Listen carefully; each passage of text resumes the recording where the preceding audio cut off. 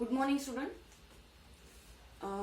हमारा जो लेक्चर आज का होने वाला है वो है electron transport system. Okay, previous lecture में हमने बात की थी क्रेब्स साइकिल के बारे में, ग्लाइकोलिसिस के बारे में, एसिटिलेशन के बारे में। ओके, ये सारी प्रोसेस हम क्यों करवा रहे हैं? क्योंकि हमें रेस्पिरेशन की प्रोसेस करानी है। और रेस्पिरेशन में हम क्या करते हैं? रेस्पिरेशन की प्रोसेस में क्या होने वाला है कि जो भी बाय प्रोडक्ट बॉडी में बनते हैं कॉम्प्लेक्स, जैसे हमारे बॉडी में ग्लूकोज बन रहा है, ठीक है, तो उस ग्लूकोज को तोड़ा जाएगा। जब वो ग्लूकोज टूटेगा, ओके, जब वो ग्लूकोज टूटेगा तो एनर्जी रिलीज होगी। तो हमें जो एनर्जी मिलती है वो एटीपी के फॉर्म में होती है। तो अभी तक के हमने जितनी भी साइकिल स्टडी की है, for example glycolysis, acetylation, Krebs cycle, ठीक है, ये 3 साइकिल अभी तक की हमने स्टडी की है। और ये तीनों भी साइकिल में जब ग्लूकोज ब्रेकडाउन होता है तो सबसे पहले क्या बना था? यहाँ पे पायरुविक एसिड बना था, ये हमने देखा था। ग्लूकोज ब्रेकडाउन हुआ, उससे पायरुविक एसिड बना, ठीक है। अब ये जो पायरुविक एसिड है, ये ऐसे ब्रेक होते होते होते होते होते होते वहां से क्या रिलीज होना स्टार्ट करेगा? एटीपी मॉलिक्यूल बनाना स्टार्ट करेगा, NADH2 मॉलिक्यूल बनाना स्टार्ट कर देगा, और FADH2 ये हमने पढ़ा है। हमारे बाय प्रोडक्ट हमें जो एनर्जी मिल रही है ये 3 फॉर्म में मिल रही है। एक है एटीपी के फॉर्म में, एक है NADH2 के फॉर्म में, और एक है FADH2 के फॉर्म में। ये हमने प्रीवियस लेक्चर में ये सारा पढ़ लिया है कि हमने रेस्पिरेशन में सिर्फ और सिर्फ हमारे बॉडी के अंदर जो बाय प्रोडक्ट बनते हैं कॉम्प्लेक्स मॉलिक्यूल, उन्हें तोड़ के एनर्जी रिलीज करानी है is in the form of ATP. अब कुछ मॉलिक्यूल डायरेक्टली एटीपी के बन रहे हैं, ये हमने पढ़ा है। जैसे ग्लाइकोलिसिस में एटीपी भी बना था और NADPH2 भी बना था, NADH2 भी बना था, ठीक है। तो एटीपी हमें कुछ जगह पे डायरेक्टली मिल रहे हैं। एसिटिलेशन में भी हमने देखा है कि ट्वाइस NADH2 मिला था हमें, ठीक है। उसके बाद में हमने क्रेब साइकिल देखी थी। क्रेब साइकिल के अंदर हमने देखा था कि वहां पे एटीपी भी मिला था, NADH2 भी मिला था, और FADH2 भी मिला था। ये सारे बॉय प्रोडक्ट हमें वहां पे मिले हैं। अब एटीपी तो चलो एटीपी के फॉर्म में प्रेजेंट है तो हमें कोई इश्यू ही नहीं है, लेकिन जो NADH2 और FADH2 है, इनसे हमें निचोड़ निचोड़ के क्या निकालना है? एटीपी निकालना है। क्योंकि हमने अब जो भी किया इसके पहले, उसमें हमें जहां पे एटीपी मिला देन हम ओके थे वहां पे, लेकिन जहां पे हमें NADH2 और FADH2 मिला वहां पे हमें इन NADH2 और FADH2 से एटीपी बनाना है। तो ये हमारी फाइनल प्रोसेस होगी इलेक्ट्रॉन ट्रांसपोर्ट सिस्टम, जहां पे हम क्या करेंगे बच्चों कि जो NADH2 और FADH2 इन साइकिल्स में बने हैं, एटीपी को तोड़ने की जरूरत नहीं है हमें, एटीपी तो हमारे पास एनर्जी है, लेकिन जो NADH2 और FADH2 है इसका फॉर्म हमें एटीपी में कन्वर्ट करना है। तो उस चीज के लिए इलेक्ट्रॉन ट्रांसपोर्ट सिस्टम होती है। It is the last step in respiration. Respiration में की ये लास्ट स्टेप है जिसमें हम क्या करेंगे? जो NADH2 और FADH2 प्रीवियस साइकिल्स में बने हैं, जैसे प्रीवियस साइकिल हमने ग्लाइकोलिसिस, क्रेब साइकिल, एसिटिलेशन देखा है, उनमें से बने हुए NADH2 और FADH2 से निचोड़ के एटीपी हमें निकालना है in the electron transport system. हमने क्या पढ़ा था कि ये माइटोकॉन्ड्रिया है, ये माइटोकॉन्ड्रिया का स्ट्रक्चर है, ठीक है। ये मैंने so many times I was drawn it for you, okay. Then ये ऑक्सीजोम्स है, सारे particles, these are the oxysome particles. अब हमने देखी थी क्रेब साइकिल, यहाँ पे चली थी ग्लाइकोलिसिस, साइटोप्लाज्म में चली थी। ये साइटोप्लाज्म फ्लूइड है ना सेल के बाजू में, साइटोप्लाज्म में, और यहाँ पे हमने एसिटिलेशन करवाया था, ठीक है। ये जगह है हर एक साइकिल की कहाँ कहाँ पे कैरी आउट हो रही है, ठीक है। Krebs cycle. अब देखो ये जो है इनर मेम्ब्रेन, इस इनर मेम्ब्रेन के ऊपर आगे की साइकिल होगी वो होगी इलेक्ट्रॉन ट्रांसपोर्ट सिस्टम, ETS। कहाँ पे होगी? Inner mitochondrial membrane. देखो इनर माइटोकॉन्ड्रियल मेम्ब्रेन, ये मेम्ब्रेन मैंने ड्रॉ की, ठीक है, उसके अंदर electron transport system carry out होगी, और electron transport system carry out करने के लिए कोएंजाइम्स दिए हैं आपके बुक में और कुछ कॉम्प्लेक्स मॉलिक्यूल दिए हैं। ठीक है, इलेक्ट्रॉन ट्रांसपोर्ट सिस्टम कहां पे हो रही है? इनर माइटोकॉन्ड्रियल मेम्ब्रेन पे हो रही है, और इन मेम्ब्रेन के ऊपर ऐसे डॉट डॉट में जो दिखा रही हूं मैं, ये कुछ कोएंजाइम्स और कॉम्प्लेक्स मॉलिक्यूल है। इनके हेल्प से क्या होगा? ये सारी प्रोसेस कैरी आउट होगी। ठीक है, ये सारी प्रोसेस कैरी आउट होगी। तो पोजीशन मैंने बता दी आपको कि कहाँ पे कैरी आउट होगी और किसके हेल्प से कैरी आउट होगी। कोएंजाइम्स और कॉम्प्लेक्स मॉलिक्यूल, जिन्हें हम इलेक्ट्रॉन कैरियर्स भी बोलते हैं। और ये जो कॉम्प्लेक्स मॉलिक्यूल है, ये 5 कॉम्प्लेक्स मॉलिक्यूल दिए आपको, फर्स्ट, सेकेंड, थर्ड, फोर्थ और फिफ्थ।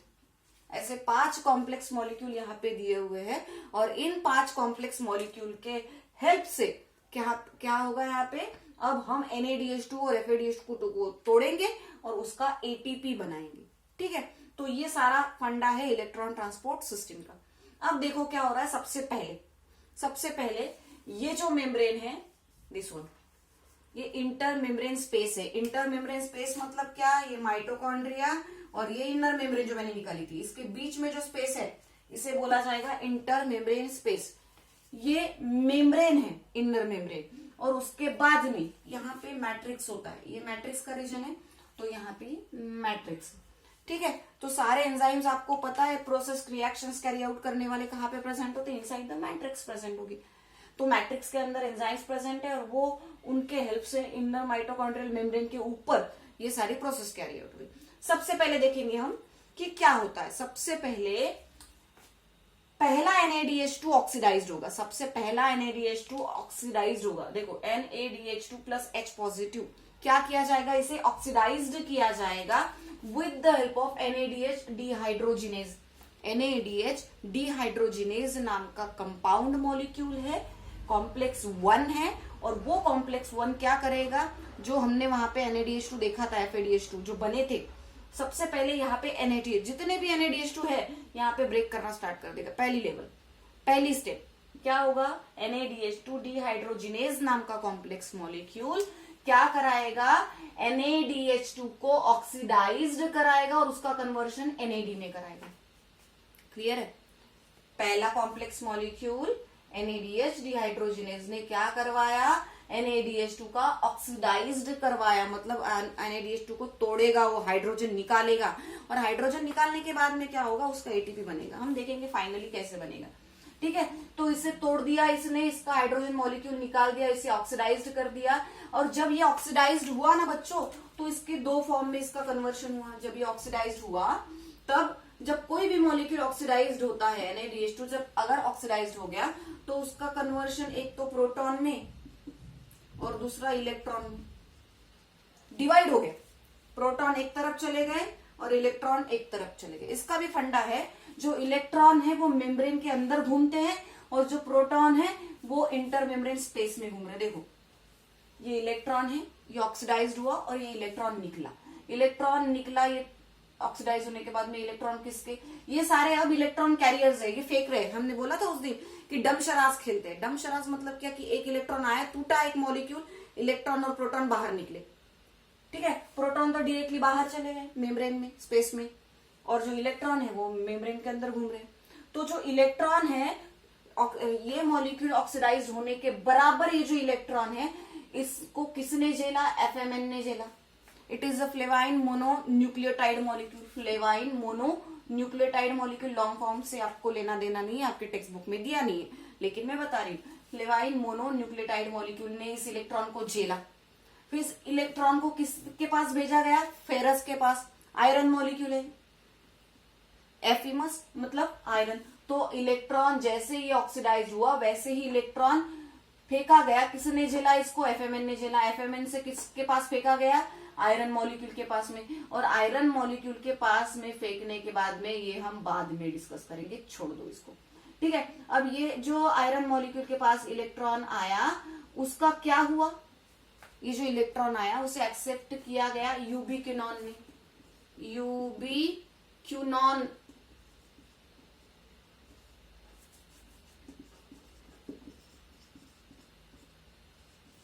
क्यूनॉन। ओके, ये यूबिक्विनॉन मॉलिक्यूल है। ये सारे इलेक्ट्रॉन कैरियर है, नाम ध्यान में रखना, ये यूबिक्विनॉन है। अब ये इलेक्ट्रॉन यूबिक्विनॉन ने एक्सेप्ट किया और एक्सेप्ट करने के बाद में इसका रिडक्शन हुआ, रिडक्शन होके ये मॉलिक्यूल बन गया यूबिक्विनॉल। क्या बोला मैंने, ध्यान में रखो कि NaDH2 मॉलिक्यूल टूटा, इससे हमें एटीपी बनाना है तो इसे हमने तोड़ दिया, भुक्की मार मार के तोड़ दिया। तोड़ने के बाद में इसका कन्वर्शन एक प्रोटॉन में हुआ और एक इलेक्ट्रॉन में हुआ।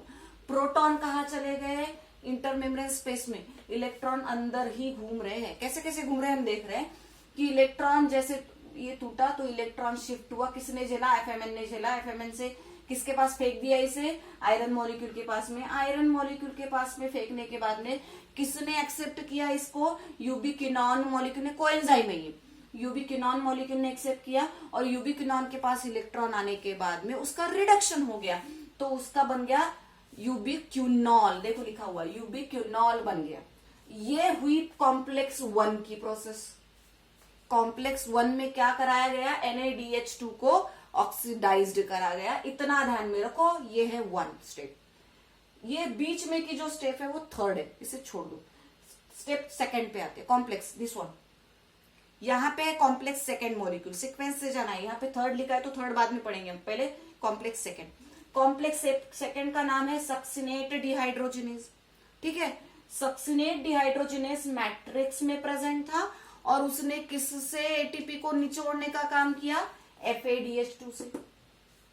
किससे, FADH2। और यहाँ पे FADH2 ऑक्सीडाइज होता है बच्चों, FADH2 ऑक्सीडाइज होता है।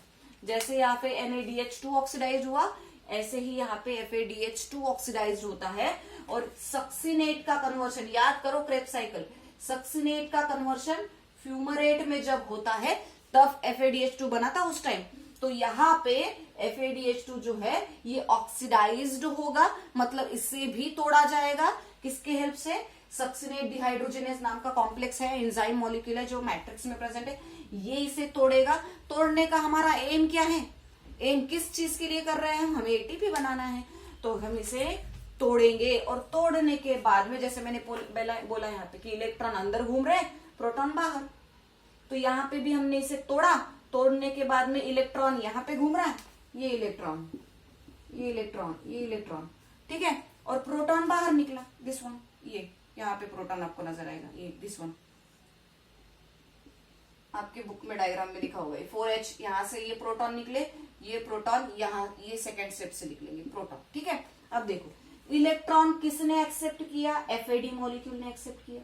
सबसे पहले कन्वर्शन FADH2 का FAD में हुआ, देखो NaDH2 का कन्वर्शन NAD में, यहाँ पे भी FADH2 का कन्वर्शन FAD टूटा, इलेक्ट्रॉन शिफ्ट हुआ, किसने एक्सेप्ट किया, आयरन मॉलिक्यूल ने एक्सेप्ट किया। अब ये जो आयरन मॉलिक्यूल है, जैसे इसे एक्सेप्ट किया था यूबिक्विनॉन ने, इसे भी इस इलेक्ट्रॉन को कौन एक्सेप्ट करेगा, यूबिक्विनॉन एक्सेप्ट करेगा। अब ये इलेक्ट्रॉन एक्सेप्ट करने के बाद में इसका हो गया रिडक्शन, तो ये यूबिक्विनॉन जो था इसका कन्वर्शन हो गया यूबिक्विनॉल में। अब नीचे से यूबिक्विनॉल है और ऊपर से भी यूबिक्विनॉल आया है, रिड्यूस है ना ये कोएंजाइम, इलेक्ट्रॉन है इसके पास में। ये 2nd स्टेप। पहले स्टेप क्लियर है आपको, 2nd स्टेप में हमने क्या करवाया, FADH2 का ऑक्सीडेशन कराया। किसके हेल्प से कराया, सक्सिनेट डिहाइड्रोजिनेज के हेल्प से कराया।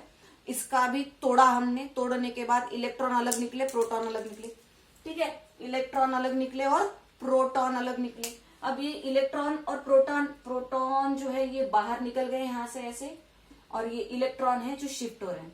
पहले FADH2 का FAD बना, FAD के पास के जो इलेक्ट्रॉन थे वो कहाँ शिफ्ट हुआ, आयरन मॉलिक्यूल के पास में, Fe के पास में। Fe से किसने एक्सेप्ट किया, यूबिक्विनॉन ने एक्सेप्ट किया। यूबिक्विनॉल अब ये इलेक्ट्रॉन आने के बाद में रिड्यूस हो गया। रिड्यूस का मतलब आपको पता है, हाइड्रोजन ऐड होता है, तो UQH लिखा है, इसका मतलब होता है यूबिक्विनॉल हो गया। अब ऊपर से कॉम्प्लेक्स मॉलिक्यूल से आया हुआ यूबिक्विनॉन और 2nd कॉम्प्लेक्स से आया हुआ यूबिक्विनॉन, ये दोनों के दोनों एक्सेप्ट किए जाएंगे और उसका नाम है कॉम्प्लेक्स 3rd। किसके हेल्प से, साइटोक्रोम BC। साइटोक्रोम BC नाम का कंपाउंड है, वो इसे एक्सेप्ट करेगा, ऊपर का भी और नीचे का भी। अब यहां से ये भी अपना यूबिक्विनॉन इलेक्ट्रॉन देगा और नीचे से आया हुआ भी इलेक्ट्रॉन इसे साइटोक्रोम B को दिया जाएगा। और साइटोक्रोम B से कहा शिफ्ट होगा, आयरन मॉलिक्यूल के पास शिफ्ट होगा। आयरन मॉलिक्यूल के पास में ये कहां पे जाएगा, साइटोक्रोम थर्ड के पास जाएगा, और साइटोक्रोम थर्ड से फिर से इसे क्या किया जाएगा, ठीक है, साइटोक्रोम सी बोला जाएगा इसे, ओके। साइटोक्रोम थर्ड का सॉरी, यूबिक्विनॉन से इलेक्ट्रॉन आया, नीचे से आया, ऊपर से आया, किसने एक्सेप्ट किया, ये सारे इलेक्ट्रॉन कैरियर है, ये हमने पढ़ा है साइक्लिक और नॉन साइक्लिक में, ओके। साइटोक्रोम सी ने एक्सेप्ट किया, साइटोक्रोम सी ने फेंक दिया किसके पास, आयरन के पास, आयरन ने फेंक दिया किसके पास, इलेक्ट्रॉन, साइटोक्रोम थर्ड के पास। अब साइटोक्रोम थर्ड से अब ये जो इलेक्ट्रॉन है वो एक्सेप्ट किया साइटोक्रोम सी ने, किसने एक्सेप्ट किया, साइटोक्रोम सी ने एक्सेप्ट किया। ध्यान में रखो क्या बोला है मैंने, साइटोक्रोम सी ने इसे एक्सेप्ट किया है, ऊपर से आया हुआ और नीचे से आया हुआ इलेक्ट्रॉन। प्रोटॉन तो यहां से भी नीचे बाहर निकल गया और यहां से आया हुआ प्रोटॉन भी बाहर निकल गया। वो कितने थे, 4H थे। इधर से प्रोटॉन आया, इधर से प्रोटॉन आया, ये बाहर निकले। इलेक्ट्रॉन घूम रहे हैं, हम डिस्कस कर रहे हैं कहाँ कहाँ घूम रहे हैं इलेक्ट्रॉन। अब इलेक्ट्रॉन किसके पास है, साइटोक्रोम सी ने अपना काम कर दिया। साइटोक्रोम सी का काम था, साइटोक्रोम सी के पास सॉरी साइटोक्रोम बी का काम था ये इलेक्ट्रॉन को साइटोक्रोम सी के पास देना। अब साइटोक्रोम सी आपको छोटा सा दिख रहा है और ऐसे लटका हुआ दिख रहा है बाहर, तो इसे मोबाइल मॉलिक्यूल भी बोला जाता है। ये स्मॉल मॉलिक्यूल होता है, छोटा सा cytochrome C, it is smaller in size and it is known as a mobile electron carrier molecule. Mobile electron carrier मतलब ये घूम नहीं रहे, लेकिन ये साइटोक्रोम सी देखो यहां से आके ऐसे ऐसे घूम घूम घूम घूम के कहां पे आया है, 4th पोजीशन पे आया। यहां से निकला, इलेक्ट्रॉन को अपने बॉडी के ऊपर चढ़ा के पीठ के ऊपर, और साइटोक्रोम सी ने अपने वो जो आए हैं इसके पास इलेक्ट्रॉन इसे लेके आया लेके आया लेके आया लेके आया, और किसे दे दिया बच्चों, कॉपर मॉलिक्यूल के पास दे दिया। Cu देखो तुम्हारे टेक्स्ट बुक में लिखा होगा, Cu के पास दे दिया। अब ये Cu अपना इलेक्ट्रॉन जो साइटोक्रोम से लिया था इसने किसको दे दिया, Cu से साइटोक्रोम A को दे दिया, साइटोक्रोम A3 को दे दिया, और फिर से ये Cu के पास गया। ये सारे के सारे इलेक्ट्रॉन कैरियर है, नाम ध्यान में रखना। इलेक्ट्रॉन साइटोक्रोम थर्ड से साइटोक्रोम सी के पास गया, साइटोक्रोम सी अपने पीठ पे उठा के लेके आया, Cu के पास दे दिया कॉपर मॉलिक्यूल के पास में, फिर ये इलेक्ट्रॉन साइटोक्रोम ए के पास दे दिया गया, फिर साइटोक्रोम ए से A3 के पास दे दिया गया, और फिर कॉपर मॉलिक्यूल के पास दिया। अब इलेक्ट्रॉन ऐसे ऐसे ऐसे ऐसे ऐसे ऐसे जा रहा है, ठीक है। अब बाहर के जो प्रोटॉन थे उन 4 प्रोटॉन में से 2 प्रोटॉन को इधर अंदर ढकेला गया। बाहर जो 4 प्रोटॉन घूम रहे थे, इसमें से आए हुए, इसमें से आए हुए, इसमें से 2 प्रोटॉन अंदर ढकेले गए, ठीक है। और अंदर मैट्रिक्स के अंदर ऑक्सीजन प्रेजेंट था, मैट्रिक्स के अंदर ऑक्सीजन प्रेजेंट था। उस ऑक्सीजन के साथ में इन 2 प्रोटॉन मॉलिक्यूल को अटैच किया गया, यूज किया गया। तो जो मैट्रिक्स के अंदर, माइटोकॉन्ड्रियल मैट्रिक्स के अंदर जो ऑक्सीजन प्रेजेंट पहले पड़ा हुआ था, उस ऑक्सीजन के साथ में इस स्पेस में से आए हुए हाइड्रोजन को कंबाइन किया गया और यहाँ पे वाटर बनाया गया, and this water is known as a metabolic water. इस वाटर को क्या बोलते हैं, मेटाबोलिक वाटर बोलते हैं। देखो साइटोक्रोम सी से लेके Cu से लेके साइटोक्रोम A, साइटोक्रोम A3 और कॉपर के पास में इधर से जो आए प्रोटॉन थे वो 2 अंदर लिए गए, 2 बाहर छोड़ दिए गए। 2 की जरूरत थी इन्होंने तो 2 ले लिए, 2 लिए और इलेक्ट्रॉन ऐसे कंबाइन होके अंदर ऑक्सीजन पड़ा था उसके साथ में कंबाइन हुए। देखो हाफ O2 अंदर पड़ा हुआ था, उसके साथ में हाइड्रोजन ऐड किए, प्रोटॉन 4 में से 2 यूज कर लिए गए और उससे बना मेटाबोलिक वाटर। क्या बना उससे, मेटाबोलिक वाटर। और ये किसके हेल्प से हुआ बच्चों, ये एंजाइम्स है, सारे कॉम्प्लेक्स मॉलिक्यूल्स है, कोएंजाइम्स है, ये इनकी हेल्प कर रहे कराने के लिए। तो ये 4th मॉलिक्यूल कौन सा है, साइटोक्रोम सी ऑक्सीडेज। कौन सा है, साइटोक्रोम सी ऑक्सीडेज नाम का मॉलिक्यूल है जिसने ये सारी प्रोसेस कराई है, साइटोक्रोम सी ऑक्सीडेज। तो इस मॉलिक्यूल के हेल्प से यहाँ पे इस स्टेप में मेटाबोलिक वाटर बना है। तो इस प्रोसेस को बोला जाता है टर्मिनल ऑक्सीडेशन। क्या बोला जाएगा इसे, टर्मिनल ऑक्सीडेशन। देखो याद करो जब हमने क्रेब साइकिल की शुरुआत पढ़ी थी तो उस टाइम हमने लिखा था कि oxygen is the last electron carrier. उस स्टेप में हमने लिखा था oxygen is the last electron carrier. ये लास्ट वाला ही ऑक्सीजन है, ये इलेक्ट्रॉन यहाँ पे शिफ्ट होता है, इसीलिए इसे ऑक्सीजन को बोला था कि ये लास्ट वाला इलेक्ट्रॉन एक्सेप्टर है। अब यहां से आगे इलेक्ट्रॉन कोई एक्सेप्ट नहीं करेगा, क्यों नहीं, किसने एक्सेप्ट कर लिया, ऑक्सीजन ने एक्सेप्ट कर लिया। हाइड्रोजन भी जो प्रोटॉन बाहर घूम रहे थे उसमें से 2 यूज कर लिया और मेटाबॉलिक वाटर बनाया गया। तो इस प्रोसेस को नाम देंगे हम टर्मिनल ऑक्सीडेशन। ठीक है, अब बचे हुए जो प्रोटॉन्स है, अभी देखो ऑक्सीजन पार्टिकल्स प्रेजेंट रहते हैं इस मेम्ब्रेन पे। ओके, इस मेम्ब्रेन के ऊपर ऐसे ऐसे पार्टिकल्स प्रेजेंट रहते हैं, जैसे हमने ड्रॉ की थी मेम्ब्रेन। अब 10 बार मुझे ड्रॉ करना भी जान पे आता है, तुम लोगों को पता है डायग्राम कैसी है। ये सारे मॉलिक्यूल ऐसे पड़े हुए, ठीक है।